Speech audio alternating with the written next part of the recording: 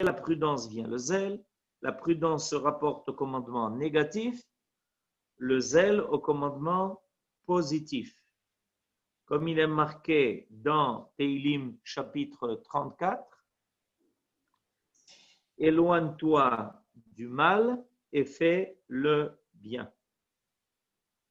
Alors, ce que le Ramchal nous dit tout de suite en introduction, c'est qu'on a donc en fait deux mouvements importants. Le premier mouvement est un recul, c'est-à-dire de faire attention, de ne pas transgresser les lois qui nous sont imposées par la nature et par Dieu. Et c'est en fait Dieu qui a imposé ces lois à la nature. Donc en fait, de ne pas transgresser les lois de Dieu. Mais des fois, les lois divines apparaissent à travers les lois de la nature, comme ne pas s'approcher d'un précipice. Et des fois, c'est des lois qui sont explicites dans la Torah, dans toutes les mitzvot qui s'appellent l'ota'aseh, c'est-à-dire les interdits.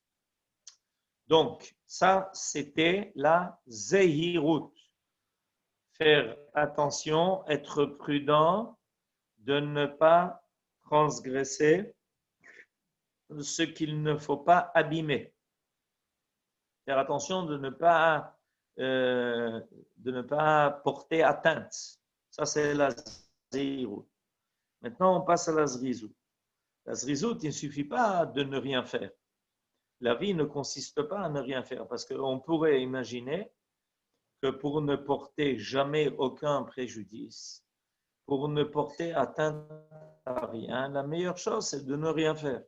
C'est d'être assis et de se garder toute action, de toute initiative, en se disant, si je ne prends aucune initiative, si je ne fais rien, bon, alors je ne porterai jamais atteinte à quoi que ce soit. Alors ça c'est évidemment de ça qu'il faut maintenant se sauver en passant à la midata zrizut, qui, le fait de ne pas avoir porté atteinte, nous perd la base nécessaire à partir de laquelle on va pouvoir commencer à agir. Et pour agir, on a besoin de la midata zrizut. Et il a défini maintenant le Ramchal. V'inyano shel הזריזות מבואר, שהוא ההקדמה למצוות ולהשלמת עניינם. וכלשון הזה אמרו זיכרונם לברכה, זריזים מקדימים למצוות. וזה, כי כמו שצריך פיקחות גדולה והשקפה רבה להינצל ממוקשי היצר ולהימלט מן הרע, שלא ישלוט בנו להתערב במעשינו, כן צריך פיקחות גדול והשקפה לאחוז במצוות ולזכות בהם, ולא תאבדנה ממנו. Nous dit le Ramchal, le zèle est considéré comme ce qui est nécessaire, comme introduction à l'accomplissement des mitzvot, des commandements. En effet, nos sages ont dit, les zélés s'empressent d'accomplir les commandements. De la même manière qu'une grande intelligence et une vision profonde des choses sont nécessaires pour échapper au piège du penchant au mal et de ne point subir son emprise, une grande intelligence et un profond savoir sont également nécessaires pour saisir et réaliser les commandements sans les perdre. Comme le penchant au mal déploie des stratagèmes pour faire tomber l'homme dans le piège de la faute, ainsi il déploie des efforts pour l'empêcher d'accomplir les commandements et les lui faire perdre. Et si l'homme devient paresseux et ne se renforce pas pour les poursuivre, il en restera démuni et vide. Alors, le Ramchal est en train en fait de nous faire découvrir deux catégories de Yetzer Hara. La première catégorie, c'est celle qui attire l'homme vers ce qui est négatif. C'est ce qu'on appelle le penchant au mal. On se penche vers le mal. Je ne sais pas si vous avez déjà eu ce sentiment de vertige quand on est au-dessus d'un abîme, on sent qu'on est attiré vers lui. Il y a une espèce, il y a un côté existentiel du vide qui attire l'homme à lui. C'est ce que l'on appelle le Yetzer Hara, traduit en français de façon intéressante et peut-être assez exacte, le penchant au mal. C'est-à-dire, on se penche pour voir les fonds du précipice, les fonds de l'abîme, et on est attiré par cela. Une espèce de quelque chose qui nous attire vers le néant. C'est le Yetzer Hara. L'attirement de l'homme vers le néant est un Yetzer Hara. Ce Yetzer Hara, il est très fort. Il peut amener l'homme à la de néant. Il peut attirer l'homme à renoncer même à sa propre vie. Et ça, c'est quelque chose d'encore plus grave. Ça va jusqu'au bout. C'est-à-dire que l'homme va être attiré par le néant. Ça, c'est la première catégorie de Yetzer Hara. La deuxième catégorie de Yetzer Hara, c'est le contraire. Quand on veut commencer à s'élever et à grimper, cette fois-ci, donc, il n'y a pas de risque de tomber. Cette fois-ci, au contraire, on a la volonté de s'élever, de grimper. Alors, on voit devant nous une quantité d'obstacles, une quantité de freins à notre volonté. On commence à tout d'un coup faire des comptes qui ne se terminent pas sur qui nous permettraient éventuellement d'arriver au but. Alors nous dit le Ramchal, voilà, la Zeirut, c'est pour nous prévenir du premier Yetzer Hara. C'est-à-dire faire très attention de ne pas se laisser attirer vers le néant. Vers la faute, c'est ça. La faute, c'est le néant. C'est un néant qui est évidemment, il y a de plus ou moins graves fautes, il y a de plus ou moins graves penchants au mal, et l'abîme est plus ou moins profond. On peut aller vers des choses très basses et très donc dangereuses, ou moins que ça. Mais il y a maintenant autre chose. On a évité le précipice, on n'est pas tombé dans le néant. Maintenant, on doit grimper. Et là, quand on commence à grimper, on sait que ça demande des efforts. Et ces efforts-là, ils sont en fait à développer pour nous libérer de la pesanteur. On sait que pour pouvoir se libérer de la pesanteur, il faut développer une énergie qui est énorme. La terre nous attire à elle. OK? Et on a en nous une partie qui est terre, puisque Akadosh Baruch Hu, pour créer l'homme, il a pris de la poussière de la terre. Donc on a quelque chose qui nous attire vers le bas, qui nous empêche de monter et de grimper. Quand on veut envoyer une fusée qui doit sortir de l'atmosphère, elle a besoin de développer une énergie par son moteur qui est telle qu'elle lui permet, cette énergie lui permettra de se libérer de la pesanteur. La pesanteur, c'est quelque chose qui se situe au niveau du corps et même au niveau du nefesh. Alors, qu'est-ce qui nous aide à ça? Ce qui nous aide à ça, c'est ce qu'on appelle la qualité, la mesure de la zrizout. L'idée de la zrizout, c'est ça. Voilà, alors le deuxième paragraphe du Ramchal commence comme ça. Détiré. Ki teva à Adam kaved meod. Vois combien la nature de l'homme est pesante. Ki afriut achomriut das. Façonné de terre épaisse, il ne désire ni effort, ni travail. Celui qui aspire à servir Dieu doit lutter contre sa nature même et déployer tout son zèle à cet effet. car s'il s'abandonne à sa pesanteur, il ne réussira certainement pas. C'est-à-dire que, en fait, pour ne rien faire, l'homme n'a besoin de ne rien faire. Ça paraît, ça paraît évident, mais c'est important à retenir. On n'a pas besoin d'efforts pour ne rien faire. On a besoin d'efforts pour faire quelque chose, pour surmonter ce côté de afar qui est en nous. On a besoin de ça. Et c'est pour ça que nos sages vont nous mettre en évidence la zrizout de nos ancêtres. Parce que nos ancêtres, Abraham, Yitzhak, Yaakov, ils connaissaient cette idée-là. Vayashkem Abraham Baboker. OK? Pour se rendre à la Akedat Yitzhak, Abraham Avinu se lève très tôt le matin. C'est-à-dire, en fait, Vayashkem, Ashkama, c'est-à-dire la capacité de se lever. Parce que, évidemment, quand on commence à faire tous les comptes possibles et imaginables, alors on n'a pas envie de bouger. On voudrait que les choses ne changent pas. Et l'idée du mouvement est une idée fondamentale au niveau de la zrizout. Il y a des choses qui demandent de notre part un mouvement de corps et un mouvement d'âme. Un mouvement de corps et un mouvement d'âme.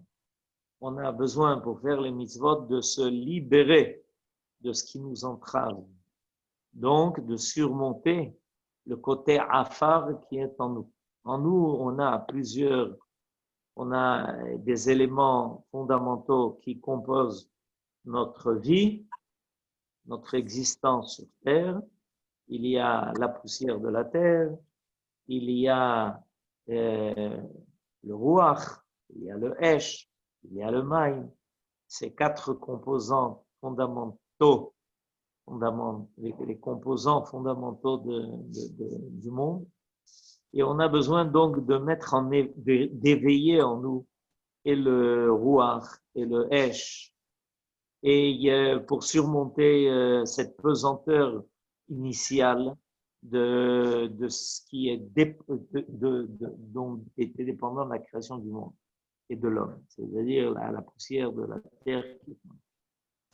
Alors, c'est pour ça que le Ramchal nous rappelle cette Mishnah de Pirkei Avot, dans laquelle il est marqué que l'homme, quand le matin il va commencer à agir, il doit avoir des qualités, nachon, il doit avoir des qualités qu'il va trouver dans la nature et qui se trouvent chez certains animaux, soit hardis comme le léopard, az kanamer, kal kanesher, léger comme l'aigle. Ensuite, ratz katzvi, vif comme la gazelle, gibor kari, et évidemment puissant comme un lion. Pourquoi? Pour accomplir la volonté de son Père qui est dans les cieux. C'est-à-dire que nos sages nous disent que l'on peut rencontrer dans le monde où on est ces éléments déjà tout faits.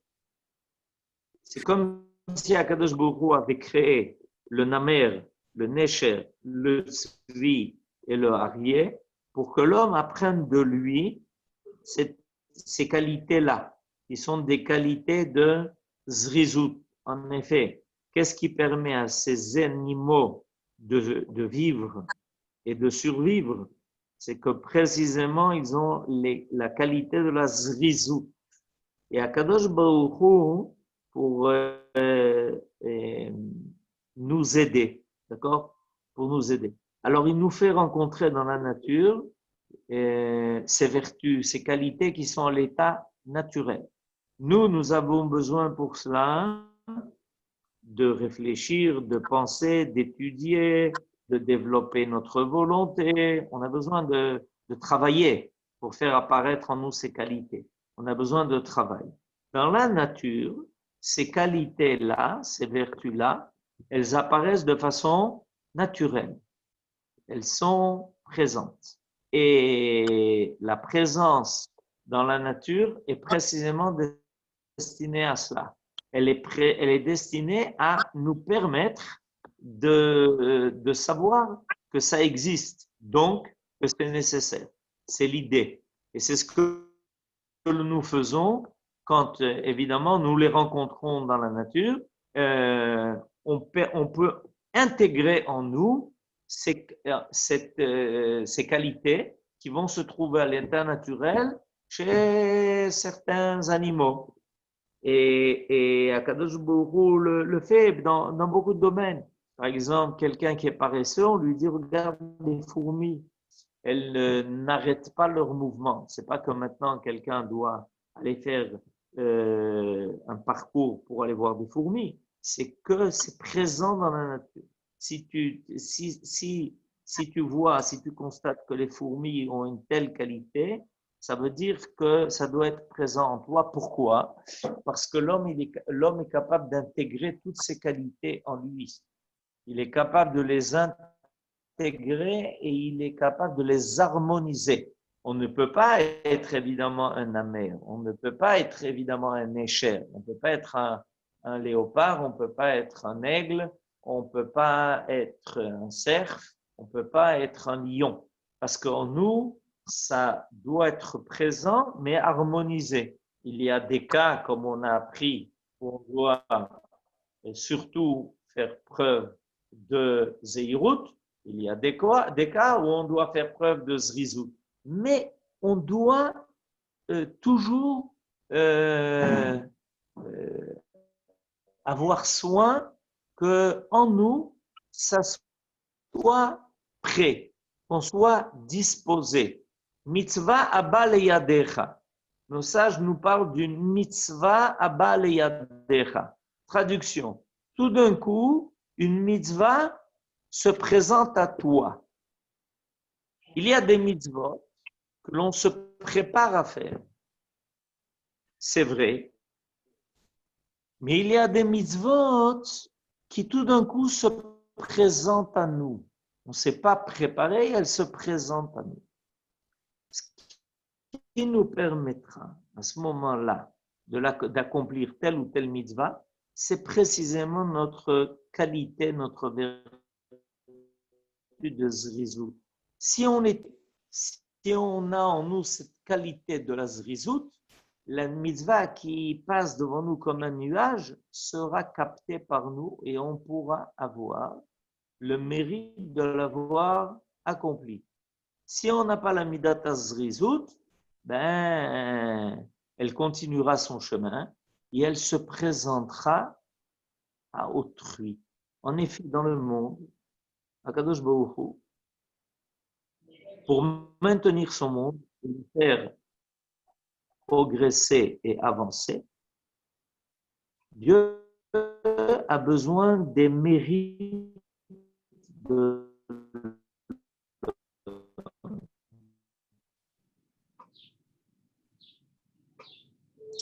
On est dans un monde qui, pour de l'homme, il a besoin du travail de l'homme. Il a besoin petit à petit faire avancer l'homme et avancer le monde. Et ces mérites-là sont des mérites que l'on doit capter. On les saisit au vol. On doit saisir ça au vol. C'est l'image qui est amenée. Comme un oiseau qui vole, et si on est un bon chasseur, on sait comment le capturer avant qu'il ne nous échappe. Il en est de même pour les mérites qui peuvent être accumulés. De toutes les façons, les choses seront faites. Toute la question est de savoir par qui, à quel moment, etc., etc. Vous connaissez l'idée que la délivrance d'Israël, elle est Be'ita Achishena. Elle peut se dérouler dans le temps qu'il a prévu, mais on peut aussi faire avancer les choses. On peut les accélérer. Achishena, Chish, ça veut dire vite. On peut accélérer. Ça vient du quoi? Ça vient précisément de cette midat azrizut, de ne pas penser que les choses ne se verront que par elles-mêmes. Ça ça fait partie du Yetzer Hara. Il y a un Yetzer Hara qui dit à l'homme de toutes les façons, tu sais, ça se fera, ça finira par se réaliser, etc. Nachon, mais moi, je veux que ça se fasse par moi. Je désire que j'en suis moi, j'en sois moi, le shaliach, pour que ça puisse se faire. Et pour ça, on a besoin de la zrizout. On a besoin de la zrizout, on a besoin de ce zèle-là, et ça, on le constate. On constate à plusieurs reprises, évidemment, comment la zrizout a amené et a fait réussir des choses. On a, par exemple, quand le roi David est devenu âgé, alors chacun de ses fils, il en avait plusieurs, a commencé à penser qu'à lui revenait le droit de succéder à son père. Et plusieurs se sont présentés pour être candidats. On sait que Absalom a voulu être roi à sa place, à la place de son père. Il s'est même révolté contre la royauté de son père. On sait que Adonia, au début du livre de Melachim, il a tout mis en place, il a tout organisé, il a déjà pris avec lui dans son clan une partie de ceux qui étaient fidèles à David. Et Bathsheba, la femme de David, la préférée, s'est présentée à lui pour lui dire, mais tu te rappelles, tu avais quand même promis que ça serait notre fils commun, c'est-à-dire Shlomo, qui serait roi après toi. Et sache qu'il y a déjà des gens qui agissent pour cela, pour te succéder. Alors le roi David a demandé que très rapidement, on mette tout en place pour que Shlomo succède au roi David. C'est-à-dire pour que on le nomme le plus rapidement possible le roi héritier. Alors on peut dire, bon, ok, c'est bien, grâce à cela, Shlomo est devenu roi, etc. Mais essayons de comprendre un peu les conséquences de ça. Si David n'avait pas demandé que tout le monde agisse avec zèle pour faire nommer Shlomo, le roi, à la place de son père David, alors Shlomo aurait dû peut-être attendre. Peut-être que ça serait arrivé, peut-être pas. Mais en tout cas, ça ne serait pas arrivé à ce moment-là. Et le roi Shlomo avait comme fonction et comme rôle, il s'appelait Yedid Hashem, l'ami de Dieu, de construire le Beth Amikdash. Si le roi Shlomo n'était pas devenu roi après David, le Beth Amikdash n'aurait pas été construit. C'était lui qui avait la faculté de le faire. Shlomo, Shir Hashirim, Asher li Shlomo. S'il n'y avait pas Shlomo, il n'y avait pas de Beth Amikdash. Alors, pas de Beth Amikdash, vous comprenez, ça commence à entraîner beaucoup de choses, ça. Cette possibilité que finalement le roi Shlomo ne devient pas le roi après David, et peut-être que le Beth Amikdash, sa construction a été retardée, qui a déjà été très retardée. Le Beth Amikdash a quand même été construit 480 ans après la sortie d'Égypte. C'est beaucoup, ça fait presque 5 siècles. Alors que le but de la sortie d'Égypte était de rentrer en Eretz Israël, et le but de la sortie d'Égypte était d'arriver à Yerushalayim et de construire le Beth Amikdash. Donc était arrivé largement le temps de cela. Il faut savoir que la Midat de Zrizout, qu'a réclamé le roi David pour nommer Shlomo, mais qui de façon générale doit être présente, peut amener l'homme à des choses qui sont très positives et des fois, au contraire, l'entraîner vers quelque chose de très négatif. Si on ne prend pas ses dispositions à temps, on recevra pas Shabbat au moment où il faut. Et peut-être qu'on n'aura pas le temps d'allumer les nérotes. Et si on n'a pas pris le soin de préparer Pessah, alors on risque de se retrouver avec du Hametz à la maison pour le soir du Seder. C'est-à-dire, je donne des petits exemples. Mais il y a comme ça beaucoup d'autres cas, beaucoup d'autres fois où quand on constate que le manque de zrizout peut entraîner, on comprend que des fois, ça peut arriver à des choses qui ont des conséquences très graves. Donc, nous dit le Ramchal, on a appris dans un premier temps la nécessité de la zéhirout, mais maintenant on doit prendre complètement conscience de zrizout. Alors, il cite une Gemara. Dans cette Gemara, il dit qu'à propos de ces quatre choses-là, par rapport à cette Gemara de Brachot, du traité de Brachot à la page 32, Arba'a Dvarim Tzrichim Chizuk. Il y a quatre choses qui réclament qu'on se renforce sans arrêt. Torah, Maasim Tovim, d'accord? Arba'a Dvarim, Torah, Maasim Tovim, Tfila ve Derech Eretz. Alors,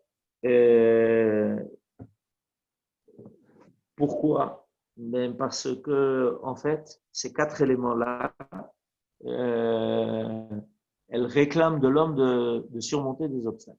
Si on veut étudier la Torah, ok? Si on laisse le temps passer parce qu'il passe, alors évidemment, on va rater à chaque fois un temps précieux qui nous aura permis non seulement de plus apprendre, mais de plus comprendre. Parce qu'on apprend et on réfléchit et on comprend et on approfondit.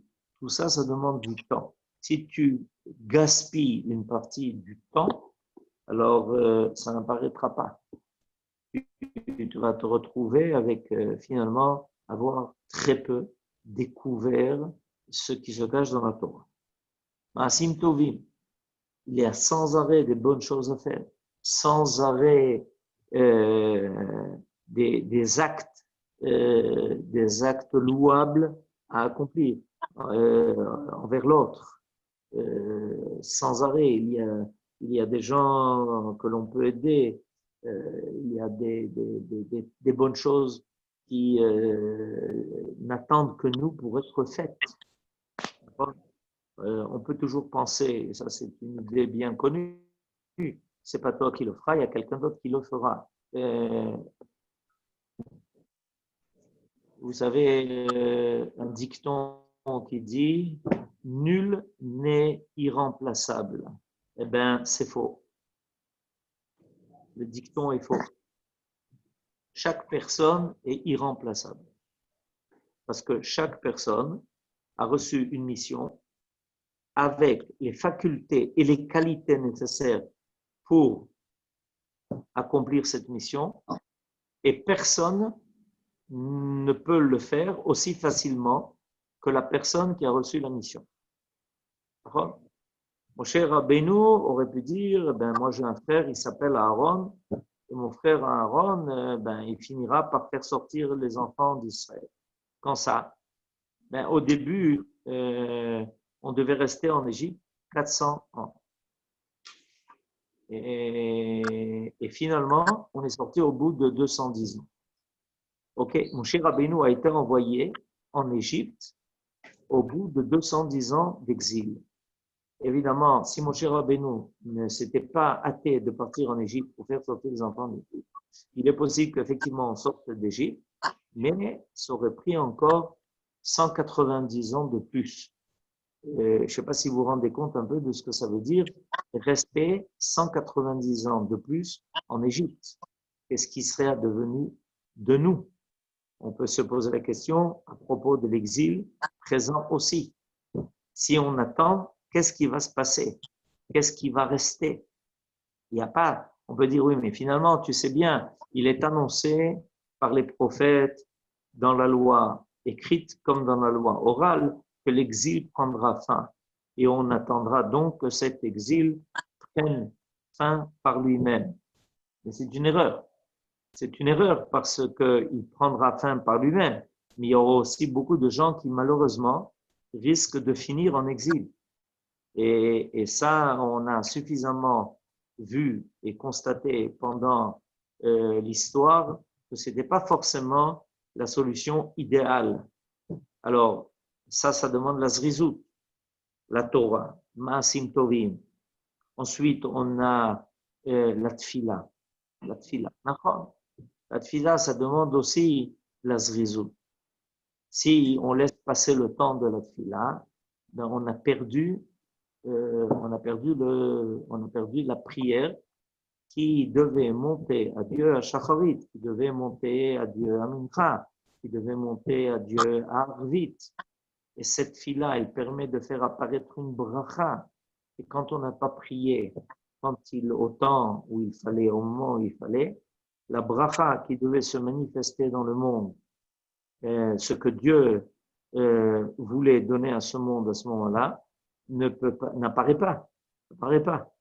Parce que on n'a pas été là pour éveiller, pour réveiller la bracha qui attendait dans les cieux et qui devait se manifester sur terre. Donc, à chaque fois qu'on dit, mais c'est pas grave, si on prie pas maintenant, on priera plus tard. Si c'est pas exactement à l'heure où il faut, ça sera en retard. Seulement, il faut savoir une chose. C'est qu'à cause du temps qui est laissé, premièrement, il arrive souvent que malheureusement, ce qui était possible à un moment donné ne l'est plus à un autre moment.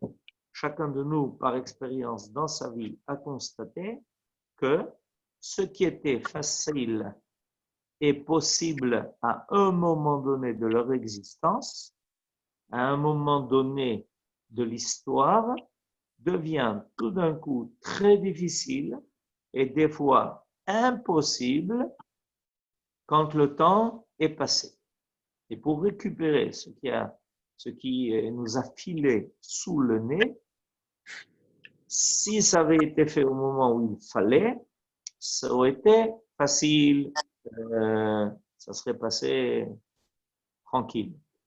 Mais dès qu'on a laissé passer ce temps-là, ça s'appelle et ratson. Il y a dans la tradition une expression qui s'appelle et ratson. C'est quoi et ratson? Traduction littérale. Et, c'est le temps. Et, le de temps. La volonté. De la volonté. C'est-à-dire un temps qui permet à la volonté divine d'apparaître. Il y a et ratson. Si tu t'adresses à Dieu, par exemple, qu'est-ce que l'on dit à Rosh Hashanah? Et sha'arei ratson leipata. On dit ce piyut. Voilà, on est là à Rosh Hashanah, on sait que c'est le temps de la Kedat Yitzchak, les cieux s'ouvrent, tout le monde a des larmes, Dieu voit notre Messirut Nefesh qui a commencé déjà par Abraham et son fils Yitzhak qui a été prêt à aller à la Kedah, c'est Et Ratson, Yule Ratson.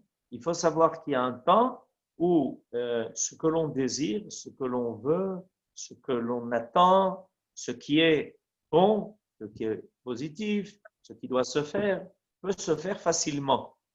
Et il y a une conduite qui est ouverte et qui permet à ce qui doit apparaître d'apparaître facilement.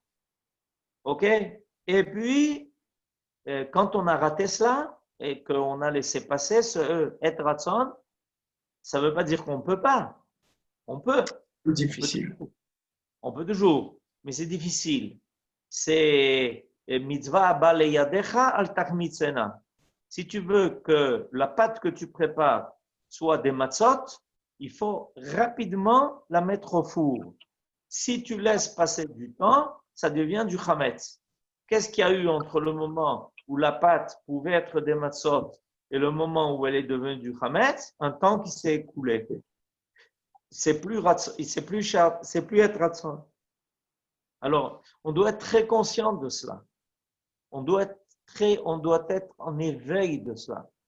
Que peut-être maintenant on est be'et ratson. Et vous savez, je vous donne un exemple.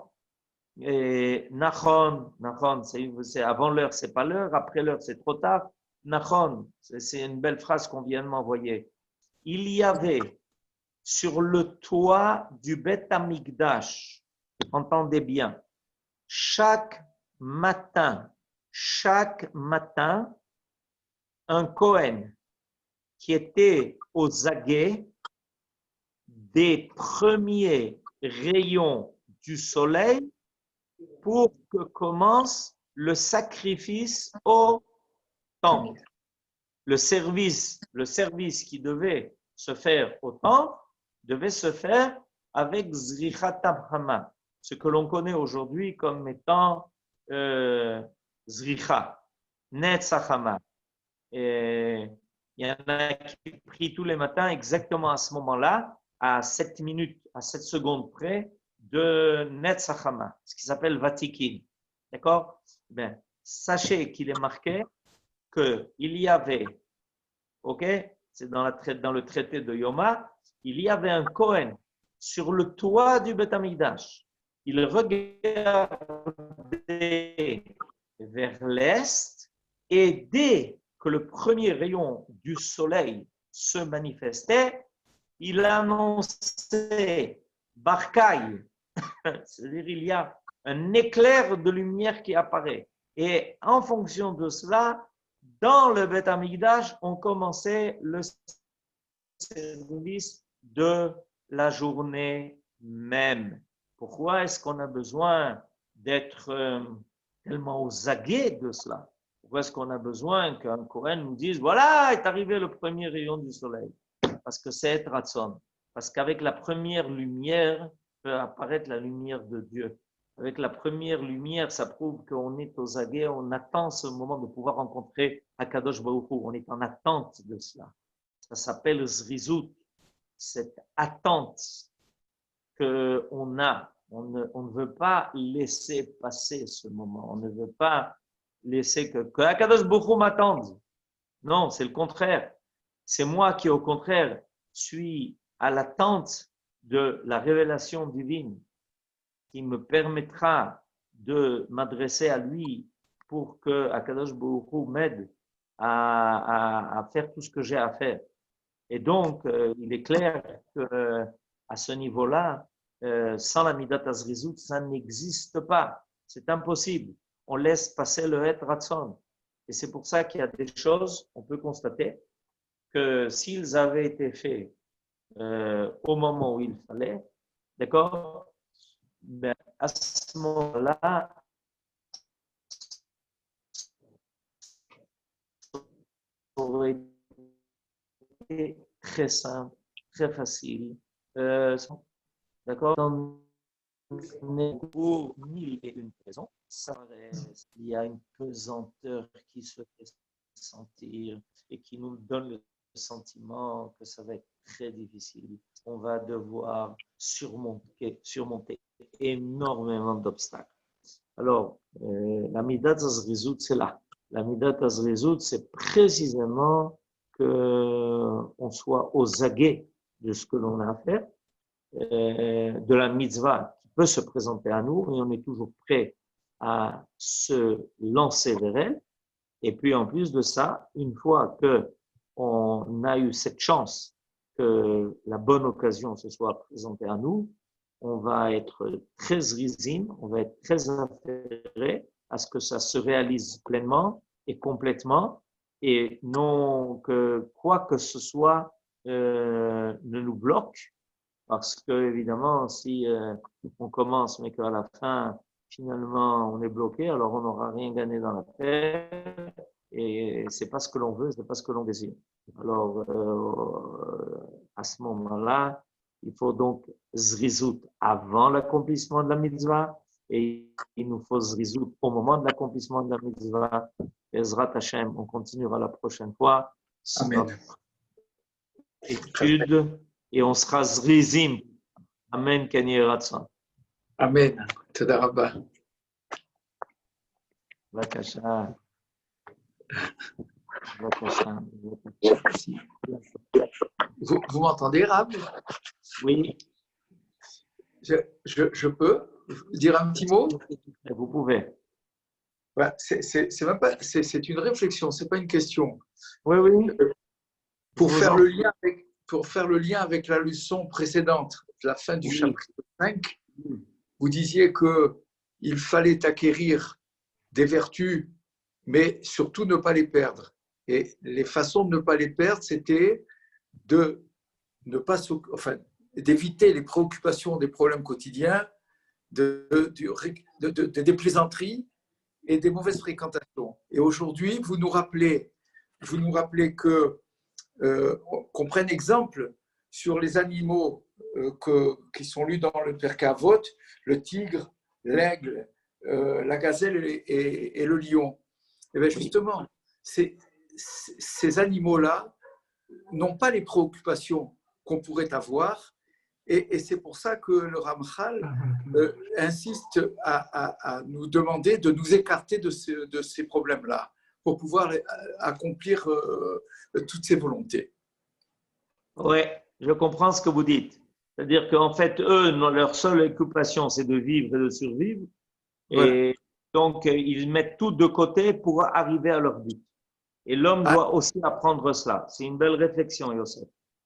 Je peux faire deux petites remarques. À propos de Et Ratson, vous avez cité le cas de Rosh Hashanah, mais tous les Shabbats, on dit V'ani tefilati lecha Hashem, Et Ratson, aneli bemet yishecha. Donc, un ilcha, c'est aussi un Et Ratson spécifique. Ilcha de Shabbat. Nachon, vous avez raison. Ça, c'est Vous une savez chose. pourquoi ce verset de Teilim a été fixé dans la prière? Le Mincha de Shabbat. Le Mincha de Shabbat. Vous savez pourquoi? Parce que l'homme a besoin de zrizout, parce qu'il est bien à la maison, il est occupé à Shabbat, et il est même peut-être occupé à faire sa Seouda, et on lui demande de tout interrompre pour aller maintenant prier Mincha. Très bien. Maintenant, j'ai entendu un drache concernant Ok, Be'atzlacha. Shlomo HaMelech. Bon.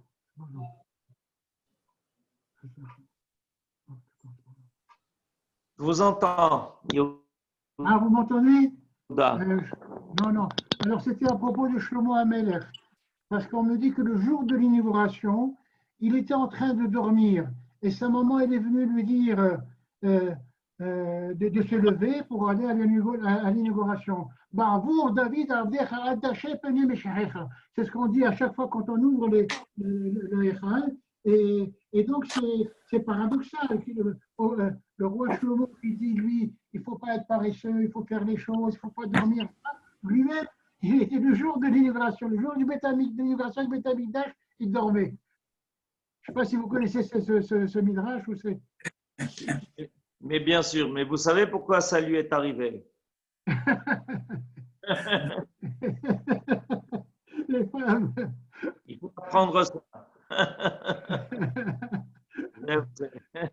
Tov, toda rabba, Yom Tov, Yom Tov, Chodesh Tov. Chodesh Tov, Toda rabba.